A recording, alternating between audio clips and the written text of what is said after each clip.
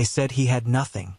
No land, no cattle, no name worth speaking in the daylight. They called him the poorest man in Silver Hollow, a mountain drifter with holes in his boots and dust in his hair. And when Eliza Hart, the banker's only daughter, stood at that crooked wooden altar and said, "I do," the whole town gasped like someone had died. Her father turned his back. Her mother wept into a lace handkerchief. The preacher forgot the last line of the vow. And somewhere in the back of that little church, a man in a black coat smiled, because he knew something no one else did. He knew the mountain man wasn't poor at all. He knew what waited above the clouds. Before we go any further, friend, tell me, where in the world are you watching from tonight? Drop your town, your country, your little corner of the map in the comments. Sending love your way wherever you are. Now settle in, because this one is going to stay with you. Because 3 days after that wedding, Eliza Hart followed her ragged husband up a trail no map had ever drawn. And what she found waiting above the clouds would rewrite everything she thought she knew about love, about gold, and about the man she had just promised her life to. The wind was wrong that morning. That was the first thing old Martha Cobb said as she pinned the last white flower into Eliza Hart's dark hair. The wind in Silver Hollow always came from the west, dry and lazy, carrying the smell of sage and cattle. But that morning, on the day of the wedding, it blew from the north, cold, sharp, and smelling of pine and something else. Something metallic. Something like snow, though it was only the tail end of summer. Eliza stood in front of the cracked mirror in her father's parlor and looked at herself as if she were meeting a stranger. Her dress was not white. Her mother had refused. It was a pale gray, the color of ash after a fire, and it hung on her thin shoulders like a warning. "You still have time, Eliza," her mother whispered from the doorway. "Your father will forgive you. Just say the word."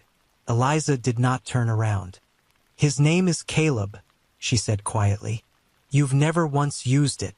Downstairs, the grandfather clock struck 10. Somewhere across town, at the little wooden church on the edge of the desert, the bell began to ring. Slow, uneven, like the bell ringer himself did not want to pull the rope. Silver Hollow was a town built on silver, then abandoned by it. When the mines dried up in 1861, most folks left. Only the stubborn ones stayed, the ranchers, the banker, the saloon keeper, the widow who ran the general store. And the mountain people, the ones who lived up in the high country, who came down once a month with furs and firewood, who spoke little and stared long. Caleb Ray was one of them. He had walked into town 4 years earlier with nothing but a rifle, a mule, and a scar that ran from his left ear down into the collar of his shirt. He never told anyone where he came from. He never told anyone where he went when he disappeared for weeks at a time. He paid for his flour and his salt with strange, dull coins that the storekeeper accepted only because Caleb never argued about the price.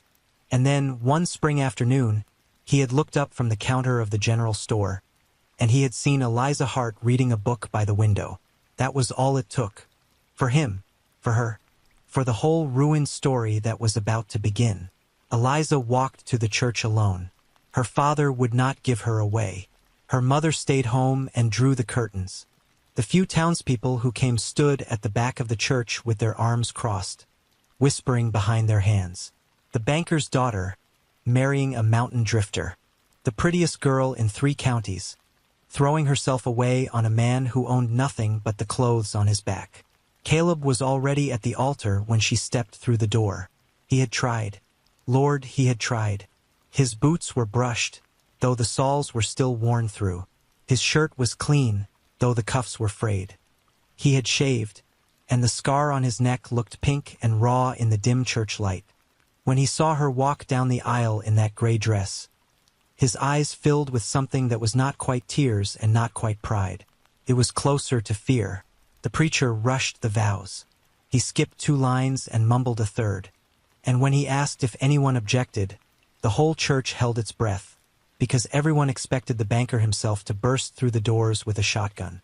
But Elias Hart did not come. Instead, in the very back row, a tall man in a long black coat leaned against the wall. Eliza had never seen him before.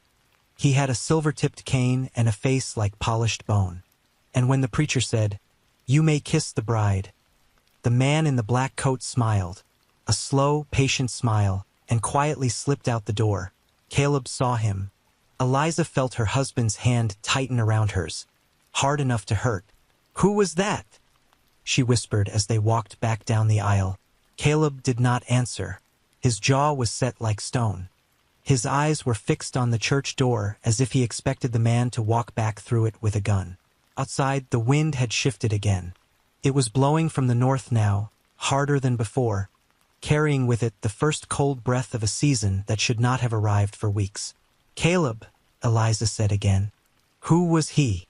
Her husband finally looked down at her, and for the first time since she had known him, she saw something in his eyes that terrified her. "We have to leave Silver Hollow," he said. Tonight. They did not leave that night. Caleb had wanted to. He had stood in the doorway of the little rented room above the saloon, staring out at the dark street, one hand on his rifle and one hand on the small leather bag that held everything Eliza owned in the world. But she had begged him to wait, just one night, just long enough to say goodbye to her mother, just long enough to pretend, for a few hours, that this was a normal wedding and she was a normal bride. Caleb had closed the door. He had not slept. He sat on the wooden chair by the window all night, the rifle across his lap, watching the street below. Eliza lay in the narrow bed with her eyes open, listening to the boards creak beneath her husband's boots as he shifted his weight. She did not ask him again about the man in the black coat. Something in the way Caleb's hands trembled when he loaded the rifle told her the answer was worse than the question. At dawn, the knock came. 3 sharp raps on the door. Polite, patient. The knock of a man who knew he would be answered. Caleb was on his feet before the 3rd knock finished. He motioned Eliza to stay in the bed, to pull the blanket over her head, to be silent.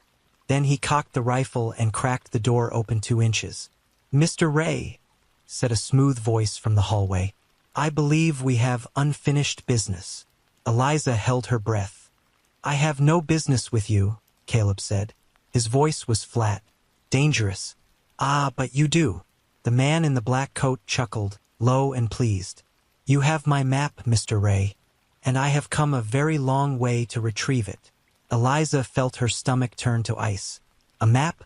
What map? She thought of her husband's mule, of the strange dull coins he paid the storekeeper with, of the weeks he disappeared into the mountains without explanation.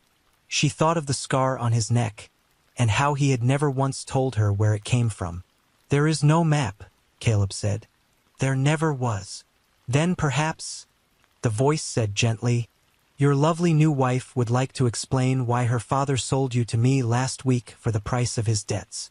The floor seemed to drop out from under Eliza. Caleb did not move. He did not breathe. Eliza sat up slowly in the bed, the blanket falling from her shoulders, and stared at the door as if she could see through it. "What did you say?" she whispered. "Ah," the man in the black coat sounded pleased. "She's awake. Good morning, Mrs. Ray. My name is Silas Crane. Your father owes me a great deal of money, more than his little bank can ever repay. Last Tuesday he offered me something in trade. Your husband's secret, and your husband's life." Eliza's hands went numb. "Get out," Caleb said. "I will," Silas Crane said. "For now. But you have 3 days, Mr. Ray. 3 days to bring me what I am owed. If you run, and I know you will try, I will find you. I always find them. Ask the men whose bones are bleaching in the Sonoran sun. Ask the woman I left in the ravine outside Tucson." He paused. "Or better yet, do not ask. Just be reasonable." Footsteps, slow, unhurried, down the hallway, down the stairs, gone. Caleb closed the door and pressed his forehead against the wood. His shoulders shook once, hard, and then went still. Eliza climbed out of the bed. Her bare feet were cold on the plank floor. She walked to him and put her hand on his back. "Caleb, look at me." He turned. His face was gray. "What map?" she asked. He said nothing. "Caleb, my father sold you to that man. I need to know what for." He looked at her for a long moment, and then, slowly, he reached inside his shirt and pulled out a small folded square of leather. It was old, so old the edges were cracked and the surface was dark with age and oil. He set it on the little table by the window and unfolded it carefully. It was not a map exactly. It was a drawing of a mountain, with a strange curved shape at the top that did not look like any peak Eliza had ever seen. Around the shape were symbols, not English, not Spanish, not any language she recognized. And in the very center of the drawing, someone had made a small, careful mark in red ink. "What is that place?" she whispered. Caleb's voice was hoarse. "My father called it the kingdom in the clouds," he said. "And it is not on any map in this world. Because the men who found it made sure of that. They killed everyone who ever saw it. Everyone except me." He looked up at her. His eyes were wet now. "And in 3 days, Eliza, Silas Crane is going to kill us both. Unless we get there first." Outside, the north wind picked up again, and somewhere in the distance, a horse screamed. They rode out of Silver Hollow before the sun rose. Caleb had 2 horses waiting at the edge of town, a lean gray mare for Eliza and a scarred bay gelding for himself. He had bought them months ago, quietly, from an old Apache trader who lived down by the river. Fast horses, mountain horses, horses that could climb where other horses could not. Eliza wore men's clothes now, a rough wool shirt, canvas trousers, boots that were too big and stuffed with rags at the toe. Her hair was pinned up under a wide, flat-brimmed hat. She looked, in the dim gray light before dawn, like a slim, frightened boy. Caleb had said almost nothing since the encounter at the door. He worked with quick, silent hands, packing saddlebags, checking the rifle, tightening the cinches. Every few seconds he glanced down the empty street. Every few seconds he listened. "He's not coming yet," Eliza said finally. "He's already come," Caleb said. "He's watching us right now, from somewhere. He wants us to run." "Then why?" "Because if we stayed, he'd take the map anyway, and then he'd have no reason to keep us alive." Caleb tightened a strap so hard the horse grunted. "This way we have 3 days. This way we have a chance." They rode north. The trail out of Silver Hollow ran through low desert for the first hour. Flat, dry, endless. The sage was silver in the dawn light. Coyotes called from the arroyos. A single hawk hung above them, motionless in the pale sky. Eliza had never been this far north of town. Her father had forbidden it. He had said the country was full of bandits and worse. Now she understood he had been afraid of something else entirely. By mid-morning the desert began to rise. Low hills at first, then higher, harder, redder hills. And beyond the hills, growing slowly on the horizon like the shape of something waking up, the mountains. Eliza had seen the mountains all her life. From the porch of her father's house, they had been a distant blue wall, the edge of the world. Now, as they rode closer, they became something else. They became huge. They became jagged. They became a place where a person could disappear and never come back. Caleb led them off the main trail around noon.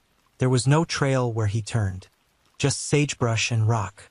But he rode without hesitation, weaving between boulders, following signs Eliza could not see. A bent twig here, a scratched stone there, a pile of 3 small pebbles balanced on a 4th. "My father made these marks," Caleb said quietly, without looking back. "When I was a boy, he walked this trail with me twice a year, every year from the time I could sit a horse. He told me one day I would need to remember." "Your father knew about the kingdom?" "My father built the last road to it," Caleb said. "He was the last man alive who knew the way, until they killed him." He did not say who they were. He did not have to. They rode until the sun was low. Then Caleb slid off his horse in the shadow of a red cliff and motioned for Eliza to do the same. There was a spring here, hidden behind a curtain of cottonwood roots. A tiny pool of clear cold water in a rock basin. The horses drank greedily. Eliza knelt and cupped water in her hands and drank until her teeth ached. "How much farther?" she asked. 3 more days, Caleb said. "If the weather holds." And if it doesn't? He looked up at the sky. The north wind was still blowing. Higher up, at the top of the mountain wall, Eliza could see thin white streamers of cloud moving fast. Faster than clouds should move. If it doesn't, Caleb said quietly, then Silas Crane will not need to kill us. The mountain will do it for him. That night they camped in a shallow cave in the red rock. Caleb would not let her build a fire. They ate cold biscuits and dried beef, and they wrapped themselves in wool blankets and lay close together for warmth. The stars above the cave mouth were harder and brighter than any stars Eliza had ever seen. "Caleb," she whispered, when she was sure he was still awake, "tell me, what is up there? What did your father find?" He was quiet for a long time. "A city," he said at last. "A city of stone, built into the side of the mountain, above the clouds. Older than the Apache. Older than the Spanish. Older, my father said, than the people who told the stories about it. The men who lived there worked a metal we have no name for. Softer than gold, brighter than silver, and worth more than either." He paused. "But it wasn't the metal that killed my father, Eliza. It was what guarded it." She waited. "Go to sleep," he said. "You'll see for yourself soon enough." She did not sleep. She lay with her eyes open, watching the stars, listening to the wind, and somewhere far away, on the trail behind them, she thought she heard a horse. Slow, patient, unhurried. The horse of a man who always found what he was looking for. They climbed for 2 more days.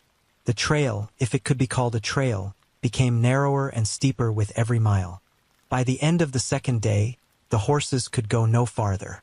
Caleb tied them in a sheltered grove of pines and hobbled them loosely. He fed them the last of the oats, patted the gray mare's neck for a long time, and then turned his back and did not look at them again. "Will they be all right?" Eliza asked.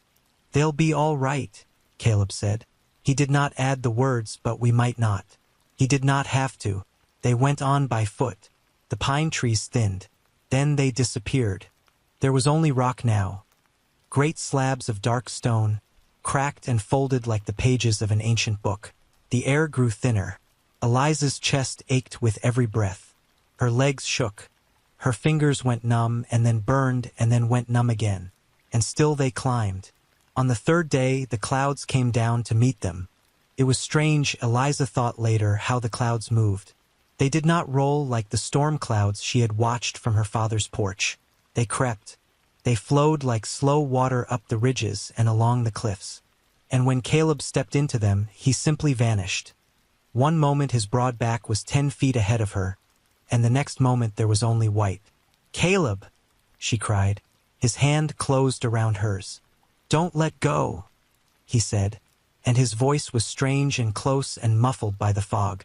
"Whatever you see, whatever you hear, do not let go of my hand." They walked into the cloud. Eliza could not see her own boots. She could barely see Caleb's arm where it stretched out to hold her. The world became a soft, cold, gray nothing. Somewhere far away, water was dripping. Somewhere closer, a rock fell. A small clatter, then silence. She heard, or thought she heard, the sound of voices. Whispers. Not English. Not any language. She squeezed her husband's hand harder. And then, without warning, the cloud broke. They stepped out of the mist onto a wide, flat shelf of stone. And Eliza stopped so suddenly that Caleb almost pulled her over. The kingdom in the clouds lay in front of her. It was a city, a ruined city, carved directly into the face of a vast curved mountain wall. Terraces stepped down from a great height, one below the other, each edged with pale stone. Buildings, square, low, with dark empty windows, stood in careful rows along the terraces. Stairways of white stone climbed between them. In the very center of the highest terrace stood a single tall tower, its top broken off, its sides carved with symbols like the ones on Caleb's leather map. And everything was silent. There were no birds, no wind, no sound at all except the beat of Eliza's own heart in her ears. "Oh God," she whispered. "Do not say his name here," Caleb said quietly. "Not out loud. Not until we are gone." They walked into the city. It was old, so old that the carvings on the buildings had been softened by centuries of wind and rain, until the shapes were nothing but suggestions. There were no bodies, no bones. Whoever had lived here had left long ago or had been taken. Eliza could not tell which. Doors stood open on empty rooms. In one house, a small clay bowl sat on a stone table, as if someone had set it down for a moment and never come back. "Where is everyone?" she whispered. "Gone," Caleb said. "Long before my father found this place. Long before the Spanish. Long before the first Apache set foot in these mountains." He looked around, and his voice grew quieter still. "My father used to say they didn't leave. He said something took them." Eliza felt the hair on the back of her neck lift. "Took them where?" Caleb did not answer. He was walking toward the center of the city, toward the broken tower. Eliza hurried to keep up. At the base of the tower, set into the white stone, was a doorway. It was low. Caleb had to duck his head to enter. Inside, a single narrow staircase spiraled downward into the dark. Cold air breathed up from it. It smelled of old water and something else. Something faintly metallic. Something almost sweet. Caleb struck a match and lit a small candle from his pack. "Down there," he said. "That is what my father died for. That is what Silas Crane wants." He looked at her, his face pale in the candlelight. "Eliza, you can stay here. You do not have to see this." She thought about it. For one long, sharp moment, she thought about it. Then she took his hand. "I did not marry you to stand at the door," she said. "Show me." They went down. The stairs went down further than any stairs should. The candle flame guttered but did not go out. The walls were smooth, polished, cold. Symbols were carved into them at regular intervals, the same symbols as on the map, the same symbols as on the tower above. At the bottom, the stairs opened into a chamber. Eliza's breath caught in her throat. The chamber was small, round, and every inch of it, the floor, the walls, the low ceiling, was covered in the metal Caleb had spoken of. Not gold, not silver, something in between and yet neither. It glowed faintly in the candlelight, as if it held its own soft light within it. In the center of the chamber, on a low stone pedestal, sat a single object. It was a crown of the same soft, glowing metal, set with small dark stones that seemed to swallow the candlelight rather than reflect it.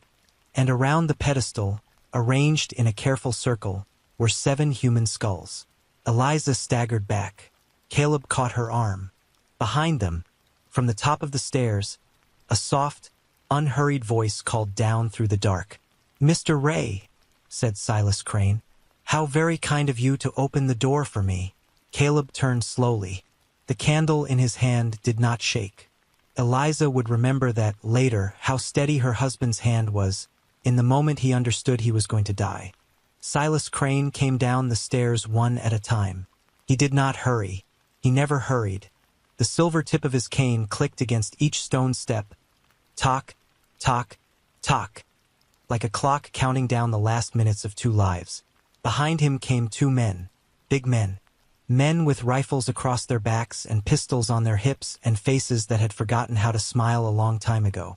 "You were followed from the moment you left Silver Hollow," Silas said kindly, as he stepped into the little glowing chamber. "You know that, of course. You are not a stupid man. You simply hoped I would be stupid." He looked around the chamber slowly, and for the first time his smooth, pale face changed. His mouth opened slightly. His eyes went wide, and something almost like reverence crossed his features. "My God," he whispered. "My God, it is real." "Do not say his name here," Caleb said softly.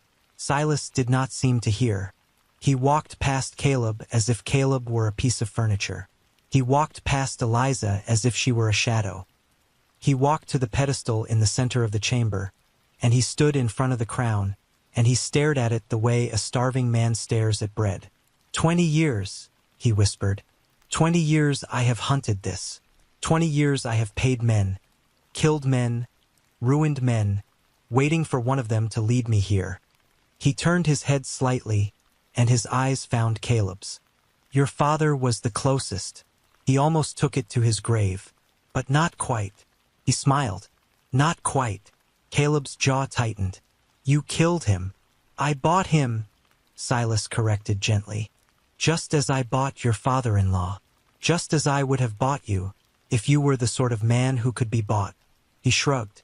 Since you are not, I will simply take the crown and then I will take your lives.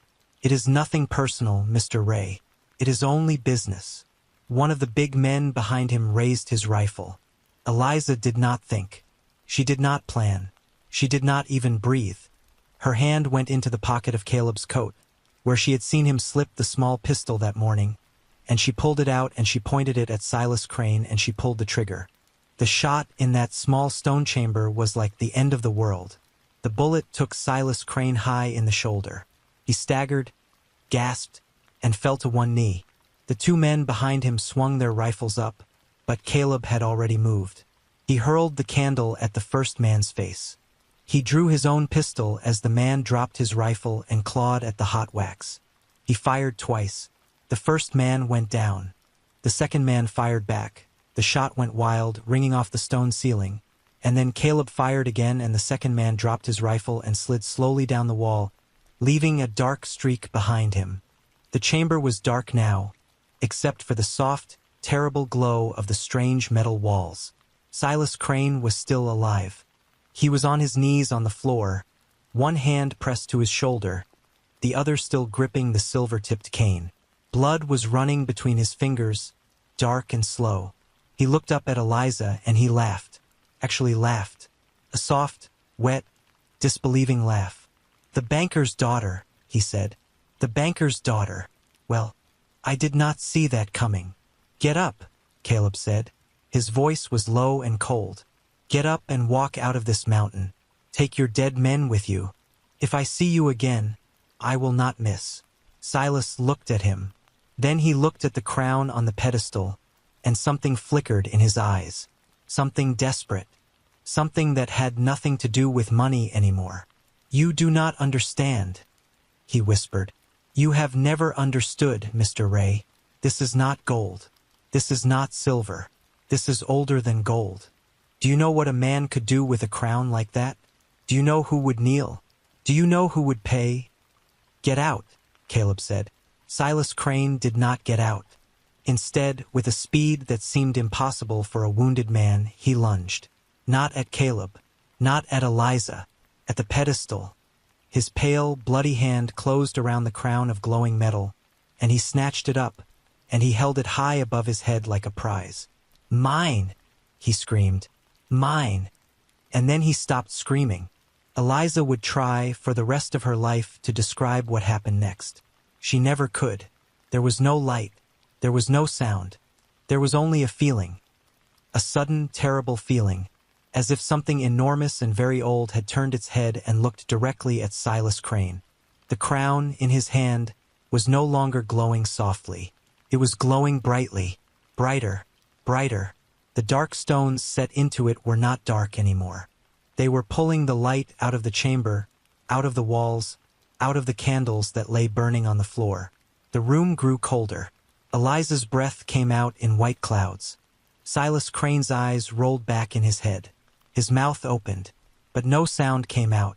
And then, very quietly, without any noise at all, Silas Crane began to fold. His body seemed to grow thinner. His shoulders drew in. His face grew longer, then narrower, then wrong. His skin turned the color of ash. His clothes hung loose. And then, in the space of a single held breath, there was nothing left of Silas Crane but a heap of black cloth on the stone floor, and, sitting neatly on top of the cloth, one more human skull. The crown clattered onto the pedestal, glowing softly again. 8 skulls now in the careful circle, not 7. Caleb grabbed Eliza's wrist so hard she cried out. "We are leaving," he said. "We are leaving now." They ran, up the stairs, through the tower, across the silent terraces of the ghost city, into the cloud, into the fog, into the cold and the wet and the roar of a wind that had not been there before. Somewhere above them, in the empty city, something began to hum. It was not a voice. It was not a bell. It was the sound the crown had made when Silas Crane held it up, only louder now. Much louder. And behind them, in the little chamber deep beneath the tower, the eighth skull turned slowly on its pile of black cloth, as if it were watching them go. They did not stop running until the clouds were behind them. By then Eliza's lungs were on fire. Her legs no longer belonged to her. She fell twice on the loose scree of the upper trail, and both times Caleb hauled her back to her feet without a word, without slowing. The humming from the city followed them for the first mile. Then it faded. Then it was gone. But the memory of it stayed inside Eliza's chest like a second heartbeat, a slow, wrong drumming that she could not shake loose. They found the horses where they had left them. The gray mare shied when Eliza reached for the reins. The bay gelding rolled his eyes and stamped. They could smell it on her, she realized. Whatever she had walked through, whatever had brushed against her in that chamber, the animals could smell it and they did not like it. Caleb spoke to the horses in a low, calm voice. He stroked their necks. He fed them the last of the sugar from his pack. Slowly, slowly, they let him tighten the cinches. "Ride," he said. They rode. Down through the pine grove. Down through the red rock. Down through the sagebrush and the arroyos and the silver desert. They did not speak. They barely stopped. When the horses could go no further, they walked beside them, leading them by the bridle. When the horses could walk again, they mounted and rode. 3 days up, 1.5 days down. Because fear, Eliza would learn, is faster than hope. They came into Silver Hollow at dusk on the 5th day. The town was quiet, too quiet. The saloon was closed. The general store was shuttered. In the window of the little wooden church, a single lamp burned. Eliza rode down the main street with her head bowed, half expecting a bullet, half expecting a mob. Neither came. They stopped in front of her father's house. Eliza slid down from the gray mare. Her legs almost gave out beneath her. Caleb caught her elbow, steadied her, and then let her go, because he understood, without being told, that this was something she had to do alone. She walked up the porch. She knocked on the door. Her mother opened it. Martha Hart's face was thinner than Eliza remembered. Her eyes were red. Her lace collar was crooked. When she saw her daughter standing there in a man's clothes, with dirt on her face and blood on her sleeve, she did not scream. She did not weep. She did not ask where Eliza had been. She simply said very quietly, "Your father is dead, Eliza. He hanged himself in the bank the night after the wedding." Eliza did not answer. She could not. There were no words left in her. Behind her mother, in the dim parlor, the grandfather clock ticked. The same slow, patient tick it had ticked her whole life. She thought of Silas Crane's cane on the stone stairs. Tock, tock, tock. She thought of the skulls in a careful circle. She thought of 8 now where there had been 7. She reached out and she took her mother's hand. "Come with us," she said. Her mother stared at her. "Come with us, away from here, away from this town and this house and this street where every window watched us. Come with us, mother. There is nothing left for you here." Martha Hart looked past her, at the mountain man standing in the street with 2 tired horses and a rifle across his back. She looked at his worn boots, at his patched shirt, at the scar on his neck. She looked at him for a long time, and then slowly she nodded. They left Silver Hollow at first light. 3 horses now, 3 riders. A small wooden trunk lashed to the back of the mare, holding a few dresses and a wedding ring and a locket with Elias Hart's picture inside. Nothing else. Nothing else was worth carrying. They rode east, not back toward the mountains, never back toward the mountains. East, toward the plains, toward the wide flat country where a person could see a stranger coming from a full day's ride away. Toward a town none of them had ever heard of, where none of them was known, where a woman in a gray dress could become a woman in a blue dress and start over. Caleb still had the leather map. He carried it in his shirt, against his heart, the way another man might carry a photograph or a lock of hair. Eliza never asked him what he intended to do with it. She did not need to. She had seen his face in the chamber. She had seen him look at the crown and turn away. Some men, she understood, are ruined by the sight of gold. and some men are set free by it. Caleb Ray was the second kind. On their third night on the plains, they camped by a slow brown river. Caleb built a fire, a small one because old habits do not die, and Eliza wrapped her mother in a blanket and made her drink hot coffee from a tin cup. The stars came out. The frogs sang. Somewhere far off, a coyote howled, and another coyote answered. Caleb sat down beside Eliza and put his arm around her shoulders. "Do you regret it?" he asked quietly. She did not have to ask what he meant. "No," she said. "You could have married any man in 3 counties. I know. You would have had a fine house, fine dresses, fine dinners. I know." She looked up at him. His face in the firelight was younger than it had been in the church, and older too. Both at once, the way a face is after a long, hard journey. "I married the poorest man in Silver Hollow, Caleb Ray," she said, "and he showed me a kingdom in the clouds." What woman in 3 counties could say that? He smiled, the first real smile she had ever seen on him, and he kissed the top of her head, and he did not answer. Across the fire, Martha Hart watched them, and for the first time since the wedding, since the shame, since the awful gray day in the crooked little church, Martha Hart smiled too.